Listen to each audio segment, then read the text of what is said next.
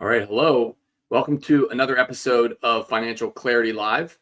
I'm Josh Notes, your host, and I'm here today with my partner, Phil Maffey, CFO at Sustain CFO, and our esteemed financial analyst, Augie Manzella. Thank you guys for joining me. Today, we're going to be discussing the CFO's role in setting revenue targets. And since we happen to have a CFO with us, we're going to be focusing our attention there and getting into a considerable amount of details. So when you think about revenue targets, obviously there is a little bit of art and science involved, and you run the risk of either setting them too high, potentially overextending your resources, or too low and you leave money on the table. So today we're going to talk with Phil, our CFO, and Augie's going to back him up as the financial analyst on how do we approach this process and really find a balanced approach. So let's jump right in. All right. So Phil, can you give us your take specifically on why revenue forecasting matters and why it kind of drives the whole ship forward? Yeah, I think, simplistically at the end of the day, if you're not generating revenue and, earning a profit, you're not going to be in business for very long. So, while this is the most difficult to get right, I think you get the most fruitful reward out of going through the exercise of, identifying where the opportunities to go after are, who's going after them, and what that means for the whole P&L. Everything flows downhill from here. Okay, great. And Augie, as you've seen, getting into the details, maybe going kind of from back to front here, how have you seen a data-driven approach on behalf of the clients lead to a better outcome, tighter forecasting, and ultimately better decision-making? Well, it's a lot like that saying where, if you're going to try to steer a large ocean liner versus a little speedboat, you're not going to make as much of a turn at once. It's a gradual thing, but before you know it, you've gone a far distance from your original trajectory. So that works, that cuts two ways. That's in a good way. Once you have all your numbers in front of you in an organized way, you can see where your estimates were off and whether that's, a plus or minus, and it gives you a lot tighter control. Whereas if you're not doing that and everything is on the bubble or an estimate of some sort, you might be making assumptions that are hurting the business more than helping it and not even knowing it. Yeah, and when you're talking about those assumptions, we're going to get into the details of this, but we're talking about hiring, firing, we're talking about investments in R&D and other components of the actual core model. We're talking about cash flow, and we're talking about the value of the business enterprise, whether you're heading towards an exit or you're looking to refinance or you're looking to acquire some capital or some investors along the way to grow. So all these are critical. And I like this. The CFOs are not just number crunchers. They are strategic revenue architects. Maybe we're getting degrees here that we didn't earn in school, but we'll take them as we can get them. So looking at the key inputs of a revenue forecast process, I guess, Phil, can you kind of just take us through these step by step? We'll get into the details, but make sure people at least understand that are listening where they would find these items and maybe, what they might look like if we are today, our topic and our client avatar is going to be that of a technology owner of a SaaS business making between 10 and $20 million of revenue. So I'll just put that out there. Right. I mean, the kind of breaking this down, right? So you've got a bunch of, data that you're going to use to come up with these assumptions, right? You don't want to just do, kind of one of these and guess at things. You're going to try to make a educated assumption to do what we call a more bottoms up drivers based approach to revenue forecasting as opposed to a tops down approach, right? So that's something along the lines of a bunch of executives sitting in the room and saying, next year we want to make 20 million instead of 15 million. And that's our growth target. And that's what we're going after, right? That's the top down approach. That's just kind of picking a number out of thin air because it sounds good and investors will like to see that level of revenue growth. And that's how you come up with your revenue forecast and target. And I've seen this approach and then it doesn't work for a plethora of reasons. But the number one reason being it's not grounded in any sense of reality. So how are we going to try to do that? right? So the first thing we're going to look at is what's going on around us, right? So that's where you see this market trends, industry growth rates. There's no shortage of really good information that you can use to benchmark yourself against folks in your industry, in your country. So, look at NYU Stern, for instance, has a bunch of free resources where you can, if you want to know what revenue targets in your industry should be, you can see what other folks are doing, in your space. So this could give you a good sense of, when you're done coming up with numbers, are you on pace to keep up with your competition? And what's capable and what's possible and where you're located in your business. The second one here, number 2, the sales pipeline and historical data. I think the pipeline is really going to be your most accurate form of revenue input, because that's going to be based on what the sales team is telling you, right? So you can use different tools or just use a spreadsheet, right? There's the Salesforce.coms, there's HubSpot, and there's no shortage of tools that will allow you to track all of the possible opportunities. And to the extent you do a good job of this with the sales team, you're going to have some real-time information to inform your revenue forecasting, right? If 6 guys are sitting across the table saying, these are all the deals that we may close, that's going to give you a good sense of the range of possible outcomes. The next thing down here, churn and retention, right? So this is, in the SaaS type of business, you're going to get a sense of how quickly or how long your customers stay with you. And that's what your churn rate is telling you, right? How long are people paying for your service?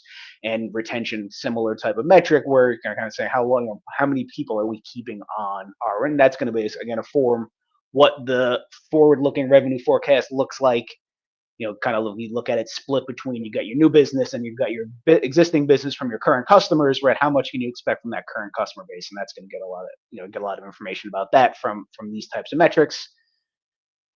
Pricing and product changes, right? So that's, kind of the units times price per unit type of revenue forecasting. But, if you're in a type of business where you are, producing products, understanding, what those can possibly sell for in the marketplace. And then again, how much you can possibly produce is going to give you, again, a range of outcomes of, my projecting my revenue to be more than I could possibly produce and sell in a year, right? Those are kind of limiting variables that you want to make sure you stay within. And then the last one on the list here, a little bit more zoomed out, but macroeconomic conditions affect things in the business world in a real way when it comes to things like interest rates or tariffs or doing business across borders or whatever it may be, whether it's across states, country lines. So understanding what's going on in general will inform decisions about whether a new market to move into is a good idea, right? And then that's obviously a lot of folks look for growth. You have to expand outside of where you are and understand what's going on. And once you do that, expansion is super important. So maybe a little bit long-winded there, Josh, but a lot that goes into all of these different pieces. But a good bottoms-up forecast is going to be comprised of various components of all of these. With the best that we can do, with the right people enrolled in the process to come up with this bottoms-up target that's got a lot of, we'll get into, buy-in from the team and grounded in a sense of reality in the metrics that the team is tracking towards and understands, whether they move and the levers that will ultimately, drive what's going on with the top line. All right. So we got the foundation in place there. Augie, want to just real quick, I think a lot of folks get stuck on step number 2 with the sales pipeline. How do you measure sales pipeline efficiency? I'm going to go to the next slide while you answer that one. First and foremost, I would say you look at overall conversion rate. So how many leads are coming into your pipeline versus how many closed deals. Then I would say the size of the deals. And third, how long it takes to convert. So what is the amount of time that it takes to go from a proposal to a closed deal? Right. And depending on the business model, those times can adjust greatly. And especially if we're talking about a high-end software, those can be pretty long sales cycles. So I think as we talk about the CFO and aligning with sales, it's hard if it's a startup, which is why we're not talking about a startup today. We're talking about a business that is an ongoing concern, has $10 to $20 million of revenue. And, I guess, Phil, as you look at these bullets that are on the screen and how you've guided these processes for our clients, what jumps out to you as being, the most important to focus on if you only have, a few minutes to zero in on this slide? Yeah, I think what ties all of this together is a sense of accountability and ownership and realism that goes into these conversations that are ultimately happening in the business that you describe, right? There's a sales teams, right? There's a bunch of executives involved in these conversations. To the extent that everyone has a level of ownership and accountability and believes in those assumptions, right? That is the most important thing. All right. If everyone understands what metrics they're looking at and buys in on the targets, they need to be realistic, but also growth oriented. Finding that balance can be tough, but that's the sales guy's job to go out there and drive revenue. And then, if everyone knows how to use the pipeline and how to look at it, and if the right people are reviewing it and using that to inform assumptions, right? All of this is, I guess, in my mind, linked together by the cross team visibility and accountability and ownership of all of the different pieces that make this come together. Right. And obviously, folks are measured against these metrics that we're talking about. And we always want to be aligned in business with our word. However, predicting the future is not for the risk averse, because you will naturally not be 100% accurate. So when we talk about the over promising component of this, I think first thinking about investors and how you message to them, then thinking about internal targets, and then making sure that pressure does create diamonds, as we know, but it also can make folks kind of shrivel up and head for the door. So we're going to look at how that plays out here in the next couple of slides. But I've got churn and retention here as something that folks forget about, right? It's the existing business that you already have, and the inability to not only upsell it but just maintain it can be kind of the road crumbling beneath your feet as you try to walk on it, towards a bigger, better destination. So we've got an example here of this, but I guess, Phil, how should businesses forecast revenue loss due to churn? Like, how do you suggest they go about that process? So to the extent that a business has historical information that they can use to do this math, right? It's a math exercise at the end of the day. You can use those percentages, those ratios, and assume in the future, while you don't know which client it's going to be, you're going to see a similar level of churn, unless you do something operationally that's going to drive customer satisfaction and make that a lower number. So the first thing you need to do is start by measuring it, right? So, and we do this in our business. I think it's a very common practice when you are forecasting your revenue to separate it into two different buckets, right? You've got your existing clients. It's easier to keep the ones you've got than it is to go find new ones. And then you've got your targets for your new clients. And for your existing business, right, and this is where the churn and retention comes in, how many of those clients, how long are they staying for? So you can measure start with the day they start, and if they leave you, kind of measure how long that time frame is. And then you can do the math to say, if I'm making $10 million this year from my existing clients and next year I only made $9 million, right, I had a 10% attrition rate. What's driving that? For a plethora of reasons, but so when I'm building my targets for the next fiscal year, if I have I get some new business and now I'm doing 12 million of existing business, I'm going to assume a similar 10% retention rate, right? So that 12 million in new business for existing clients by the end of the year is going to be 10% less. I'm going to try to, in a business world, I'm going to replace those with new clients. So my total client count may never go down. But by looking at this new versus existing client base and then doing these measurements of those existing clients and how long they stay with us and dollars contracts per client, things like that, you can come up with these retention numbers. And then that then informs the future where you say, I know I'm never going to keep 100% of my clients. Historically, I lose X% of my clients. You can, again, industry benchmark what a good ratio for the industry you're in. It's going to vary. And, you kind of have armed with all of this information, you're not going into your revenue planning cycle saying to yourself, hey, I have $10 million of business this year from my existing clients. They all love me, and it's still going to be here by the end of next year, right?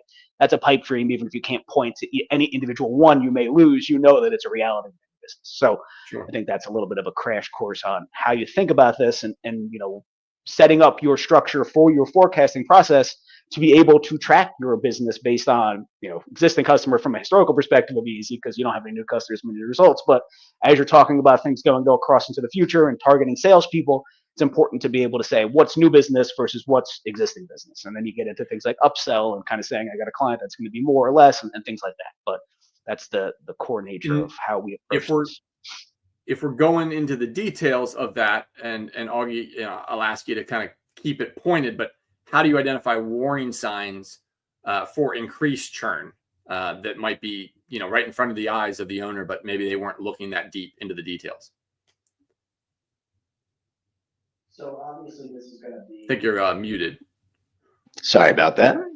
So obviously this is going to be specific to the industry that you're in, but to give a few examples, declining customer engagement, an increase in issues being reported via support tickets, lower renewal rates. Those are all kinds of things that are pointing, and maybe you're going to see a spike in churn.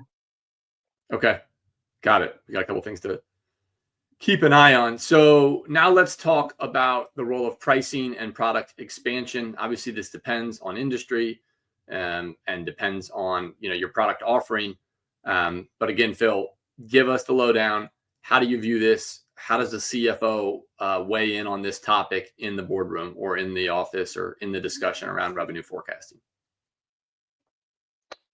So I've seen, in my past lives where there's, full teams dedicated to pricing and what that should look like. And it's just a different, a key component of the equation, right? So we're talking about churn in the last slide and our customer counts, right? How much we're charging those customers is the other side of that equation. Where if I have 10 clients and I'm charging each of them $10,000, right? I know what my revenue is going to be. But, am I going to keep charging those same 10 clients that same $10,000 3-4 years from now? Probably not, right? So, the pricing is going to be subject to external market factors, right? You can't just raise your prices ad nauseum without seeing some repercussions from your clients. So, that's going to be a key thing to key in on. The CFO is going to be the one raising this macro concern, and then pointing to folks on the sales lines. What can the customers tolerate from price increases or decreases, which whatever direction they're going. Can we decrease and get a larger market share or something like that? So, the pricing and how that ultimately affects buyer behavior is going to be a key component of forecasting our revenue. Right, if I'm selling a widget, how much I can sell that widget for is going to ultimately dictate what my revenue forecast is. Yeah, and I think you said this to me before, right? The biggest mistake that folks make a lot of times is the CEO relies on gut feeling over data. So if they're just picking their numbers without modeling or doing any testing on that pricing, they're gambling. They're not forecasting, and that is best to be done in a casino, not in your business. Augie, as you think about this, how do you, as the analyst, refine these revenue forecasts over time? Well, it's important to recognize what's actually driving renewals and engagement. And it happens to be that if a person or if a customer buys 2 or more products, they tend to renew at a 30% higher rate. So once you see certain things like that, you want to be focusing where your efforts are going to be rewarded, and locating those key factors and driving them towards increased retention. All right, so we're going to put this kind of all together now and talk about a very specific situation. So, we talked about step 1, analyzing the historical trends, seasonality, patterns. Step 2, integrating the pipeline data. Step 3, factoring in churn, pricing changes, and economic conditions. And then step 4 would be that stress test that we just talked about regarding projections, best case, worst case, and likely scenarios. So we've got a real world example here with some, kind of KPI level dashboard up on the screen. It's a software company, 20 million in forecast, just like we talked about. Got some growth, roughly 20% of the next year, and they got some pipeline and some churn and everything else we'd expect. So it might be a little hard to read this for the audience, but Phil, as we go through this example, and let's just kind of make this as real as possible. You, the CFO in the room, I'm stepping up to say, okay, I'm the owner of this business in the land that we live in today on Financial Clarity Live. And Augie, you're the analyst. Can you bring us through this? It's going to be a workshop, 5 minutes here, but how do we actually do this? So, we hammer this home, day in and day out, right? This is just a process, right? It's not like it's something you do once and then you put it on the shelf and you look at it and you never revisit it again. The value in what we're doing here is that you're looking at this stuff month in and month out. So when it comes time to, in this particular example, you're looking at an annual target setting exercise, right? So this is inherently going to be a little bit of a higher level view of the world, oftentimes happening, maybe a couple, if you're doing it right, maybe a couple months ago when you're kind of really finalizing things coming into the beginning of January, sitting here in February, we should have a really good view of what we think 2025 is going to look like at this high level view of the world. But the way these conversations awfully work in the beginning is that you, the owner of the business, is going to say, hey, we did $10 million this year. We did $15 million this year. We need to grow this business. I invested, we made 10 million last year. We poured a bunch of money back in to grow things. We invested in new products. We got new salespeople. For all of these reasons, I am expecting this business to grow.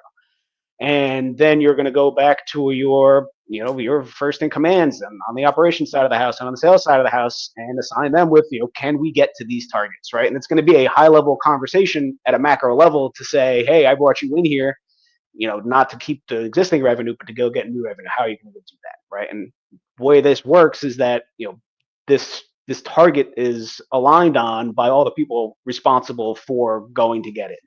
So what does that look like? A lot of times, if you have a sales team, they all have a sales target, which ultimately adds up to a higher number than what you're ultimately going to kind of project from a financial perspective, right? And then that sales more target is managed against, right? And Salesforce and looking at deals and things like that. So the way this conversation really works is, for all the reasons you see on this page, this is how we're going to get from point A to point B, this 40% revenue growth. And these are the things that are going to drive us. So I'm not going to go into each of them individually, but the key takeaway here is that's, there's a team that should be responsible for getting new customers, right? Your internal operations and sales ops is responsible for keeping your current customers happy. And everyone's got targets around these different pieces of the business, right? Someone's managing the upsell of your consistent clients to go get that $3 million.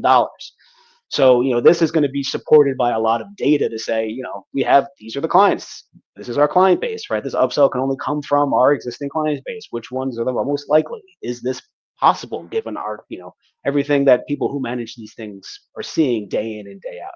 So by publishing this and, putting it on a piece of paper, as we say, then you send it around, to the team, and you never want to be in a situation where you walk into a meeting and the guy on the sales side of the house says, I don't know where these numbers came from, right?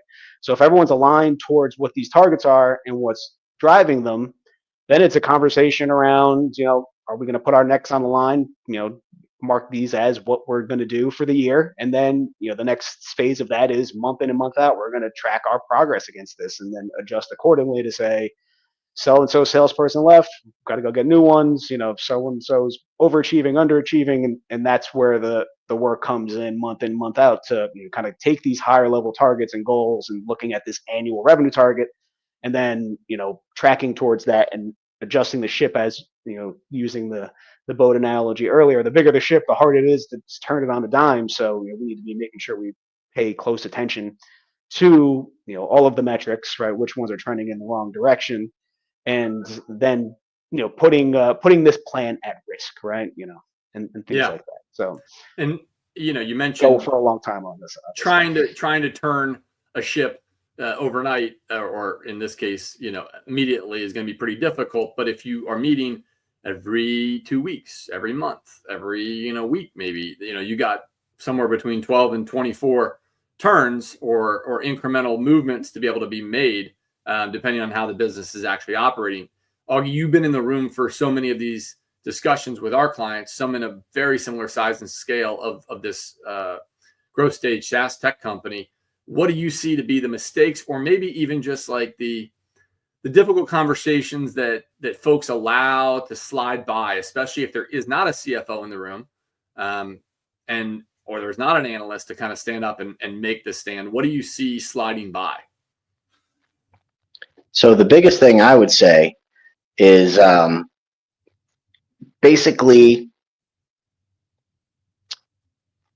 there was something that Phil mentioned earlier. It's escaping my mind right now, but can you run that by me one more time? I'll tell you what, I'm going to jump in with my answer, which is the slipping of the sales forecast, which I see like over and over and over where, hey, January's forecast didn't quite hit. Well, let's just keep February as is, and actually we'll tack on January's missed growth to that. So when that happens, if that was the answer I was seeking, what do you do about it? And how do you build that back into a forecast that still has accountability and trust, but at the same time doesn't allow, hopium, as we call it, to build up and up and up over the course of a year? So one of the things that I've seen that's huge is before we step in, a lot of times close dates will be very amorphous and abstract. There's the numbers aren't getting done on a regular basis. It's kind of when it's an emergency, people will dedicate a few more hours and catch up. But once we step in and implement this as a process, it kind of forces people to be accountable and hit deadlines more accurately. And that creates all the structure that you need to be able to make active choices and good decisions based on what the information is telling you. Sure. So trust the process. And then I think a lot of it comes from, not a bottoms up, but a top down leadership style, right? Is the leader one who is going to, be cruel when folks miss the forecast, or are they going to get to the why and then fix that root issue? That's a decision that folks, usually have made before they got into business, but it tends to flow with their personality. So, look, this is the process, Phil. And, to your point, it's not something to do once a year. It's something to do every month and keep in motion as we look to kind of sum this up and find this growth. We're early in this year as this is being aired in February. If you think about those final strategic moves that we might recommend, here's a laundry list of them. If you had to kind of zero in on one or two that you think most folks maybe are overlooking or not fully considering at this time of the calendar year, what would those be, and how would you encourage them to hold themselves accountable if they don't have a CFO in the room? Yeah, it's easy for this. The finance function isn't the one necessarily out there responsible for driving the sales, so that inherently causes a lot of friction, just because it can be very easy to be objective and data driven, right? Or just kind of saying, hey, this is what we said a month ago. You didn't hit it, and you kind of do what you want to avoid, I guess, in these conversations is getting combative and the sales guys and the finance guys arguing. I've seen it more than once. To kind of it gets to be just different personality types in the room. I think you're balancing that, right? And I think to allude to what you were saying just now is if you're the type of owner who just lets things miss your targets and you don't do something about it, you're not going to own your business for very long, right? You're going to have to use something objective, and we hear this from our clients all the time. Just this week, where it's like I didn't have anything I could point to say, hey, this is what my expectation was, we didn't hit it, tell me why, right? And he was getting a lot of lip service, but as soon as he had a concrete number on a piece of paper, he is then able to go back to his team and hold them accountable. So if you can't, if you're a salesperson who's not making sales, you don't exist for very long as a salesperson in an organization, just by the nature of, nor should you, right? I mean, not that everyone deserves a job, but at the same time, if you're not performing, you need, the owner of the business needs to know that, and he needs to find somebody who can, because if the expectation is to grow, you need good salespeople to be able to do that. So, I think kind of harping on the takeaway here and kind of alluding to what Augie said is if you're sitting in the room and you're forcing these conversations to happen, and there's a benchmark on a piece of paper that you're holding people accountable to, that goes a long way in giving you, as the owner of the business, the objective, to kind of say, hey, man, we talked about this last month. This is my objective. Tell me why you didn't hit it. And if I don't like the answer, then I need to go do something about that and get the answer I want to hear. There we go. So being data driven, having that accountability and stepping in when that happens, and then following and trusting the process with, some human, but also some executive coming to the table. Well, look, this is the CFO's playbook on how to set smarter revenue targets. We've gone over all of it: aligning with sales, monitoring churn expansion, leveraging the pricing, stress testing the forecast, and focusing on data over the gut feeling. I I want to thank you, Phil, first and foremost, for leading us in this. And I want to thank both of you, Phil and Augie, for joining me as well as the guest on LinkedIn. Just a reminder to join our newsletter, Finance in 5, for weekly finance tips, updates, and Q&A from this episode. And we look forward to seeing everyone next week at 3 p.m. for our next episode, where we're going to help you gain financial clarity live.